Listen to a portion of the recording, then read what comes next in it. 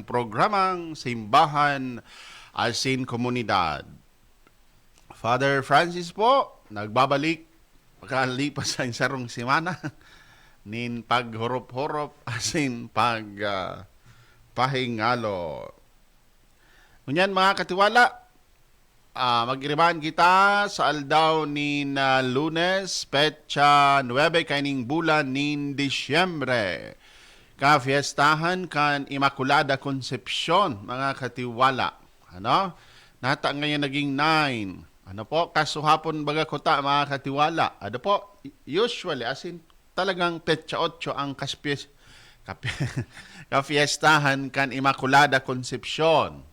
Alaga dahil mga katiwala na multak ini sa Domingo, mas salangkaw ang Domingo sa liturhiya, kaya po pinag-move ta ngunya na Lunes, Petsa 9, mga katiwala. Ano ini? Ano ini? Obligasyon, aldaw ni na obligasyon ini para sa mga Katoliko. Alagad pinagtauan mga tugang nin espesyal na pagtugot hali sa CBCP na mga katiwala bako ini unang-una na maging holiday of obligation. Dahil nga ni po sa tuya man na kamugtakan, ano po, huya na Lunes, sinsiring na gayo sa kadakol na mga kasiributan. Ano? Kaya pwede man baga po mga katiwala padagos na magselebrar kaini ong selebrasyon sa kafiestahan kan malinigo na pagpangidam ki Santa Maria. Ano? Mga katiwala an Immaculada Concepcion bako po ini an birthday ni Mama Mary. Ano? Bako ini o ang birthday kan sa tuyang mahal na ina.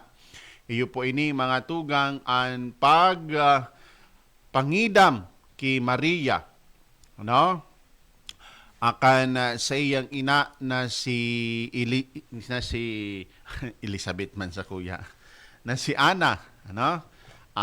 Yan mga tugang na sa biyaya asin sa plano nin kaligtasan mga tugang an sa tuyang mahal na ina pinagtauan nin dakulaon na regalo na mapili asin mga tugang dai na ulaktan ni na kasalan original, ano? Tangani mga katiwala maging iirokan kan regalo nin kaligtasan para sa katawuhan ang Diyos na nanitawo kay Jesucristong kagurangnan. Ano po? Kaya magayunon man siring mga tugang na mas kingani po bako obligasyon, aldaw ni obligasyon ngunyan sa satuya man po na pagkamuot asin pagtaong onra sa satuyang mahal na ina. Magayunon po na magsimba sa giraray sa bilang sa tong debosyon asin man pagkamuot sa satuyang mahal na ina si Santa Maria, mga katiwala. Kaya siring na gayo, happy fiesta man. Asin man mga katiwala, happy birthday man po palan sa mga nagselebrar kan sa indang birthdays kasuhapon sa pagselebrar man po kan kafiestahan sa aldaw na petsa 8 kan bulan nin Disyembre.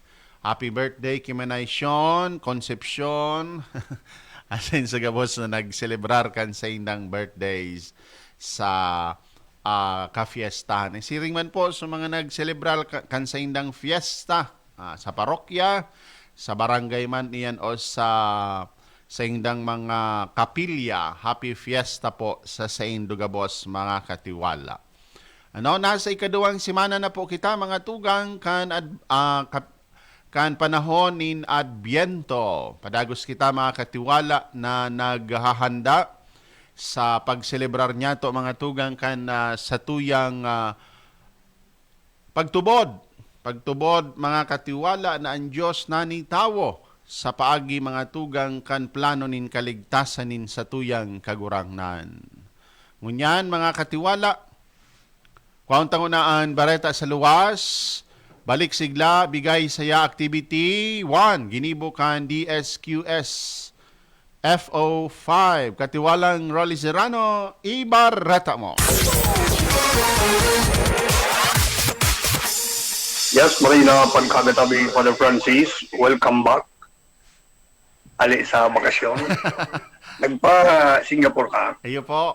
Gayon pala duman. maray pa duman.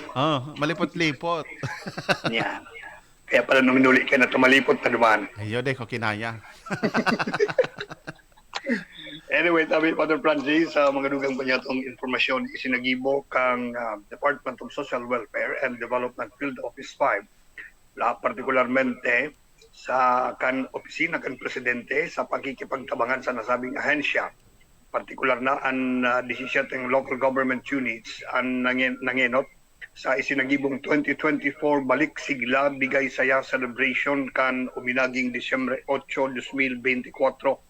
Ang aktibidad partikularmente digdi sa Bicol Region ang ginibo sa duwang prominenteng lokasyon kung saan ni ang mga ni ang Regional Rehabilitation Center for Youth o ining RRCY diyan sa Pangpang, Sorsogon City.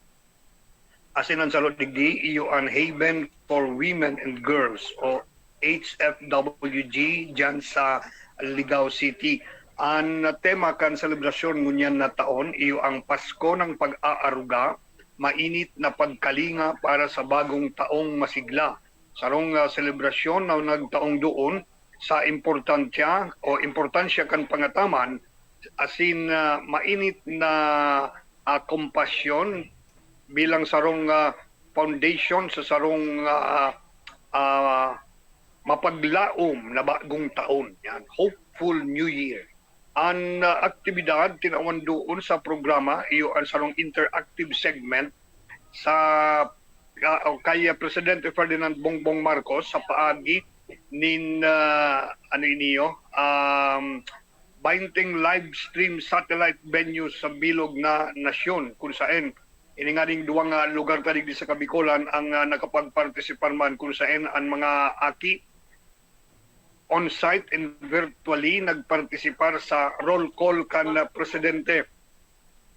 Nagkakapir ng mga satellite venues ayo ang 17 LGUs asin tulong DSWD residential care facilities kasabay na ang duwa digdi sa Bicol Region na nagtaong pagkakataon sa mga aki sa bilog na nasyon na makapag-celebrar kan aktibidad virtually. Ang lambang participating child nakareceive nin thoughtful gifts siring kan school bags nagsisimbolize kan commitment kan gobyerno sa padagos na pag-edukar asin magayon na futuro kan mga kaakian. Nagkaigwaman nin dikit na pagkarakan ang pinaghiriresan tanganing makapaghatudman nin kaugmahan asin iba pa na ginibong mga aktibidad. Ngunya na selebrasyon nagpapahiling kan testamento kan daing tapos o daing kasagkudan na dedikasyon kan gobyerno sa asin mga partner kaini sa pagpromover kan inclusivity, care and empowerment para sa mga vulnerableng mga kaakian asin mga kahobenesan. Yan mga David, Father Francis at mga dugang niya itong informasyon.